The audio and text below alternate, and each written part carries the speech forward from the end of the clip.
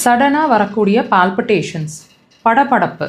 நார்மலாக உட்காந்துருப்போம், திடீர்னு பார்த்திங்கன்னா படப்படன்னு இருக்கிற மாதிரி இருக்கும்.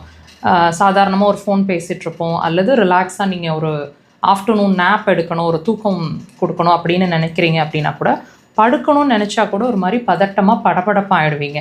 ஸோ இந்த மாதிரி படபடப்பை உங்களை அடிக்கடி பாதிச்சுட்ருக்கு அப்படின்னாலும் சரி, ரேராக உங்களுக்கு இந்த பிரச்சனைகள் இருக்குது அப்படின்னாலும் சரி, இன்டர்வல்ஸில் நீங்கள் இந்த ப்ரெஷர்ஸை கொடுத்து உங்களோட பால்பிட்டேஷன்ஸை அதிகமாக இருந்தால் கொஞ்சம் கொஞ்சமாக குறைக்கலாம். அப்பப்போ வந்துட்டு இருந்தால் இமீடியட்டாக அதை ஸ்டாப் பண்ணிக்கலாம். லொக்கேஷன் பாருங்கள், பாமோட முடிவில் க்ரீஸில் அந்த பாயிண்ட் இருக்குங்க, தெரியுதுங்களா?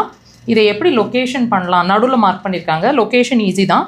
2 விரல்களை வச்சுட்டு அந்த க்ரீஸில் இப்படியே கொண்டு வந்தீங்கன்னு சொன்னால் எக்ஸாக்டாக உங்களால் அதை லொக்கேட் பண்ண முடியும். இந்த மாதிரி ப்ரெஷர்ஸை வந்து லைக் திஸ், உடன் இன்ஸ்ட்ருமெண்ட்ஸ் வச்சுருக்கீங்கன்னா கிளாக் வைஸ் டைரெக்ஷன். கைகளை இப்படி வைக்கக்கூடாதுங்க, கைகளை இப்படி வச்சுட்டு ப்ரெஷர்ஸ் இப்படி கொடுங்க.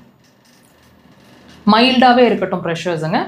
2 கைகள்லையும் அதே இடத்துல ப்ரெஷர்ஸை கொடுங்க. 3லேருந்து 5 முறை. உங்களோட விரல்கள்னாலும் அதே மாதிரி கிளாக் வைஸ் டைரெக்ஷனில் ப்ரெஷர்ஸ் கொடுங்க.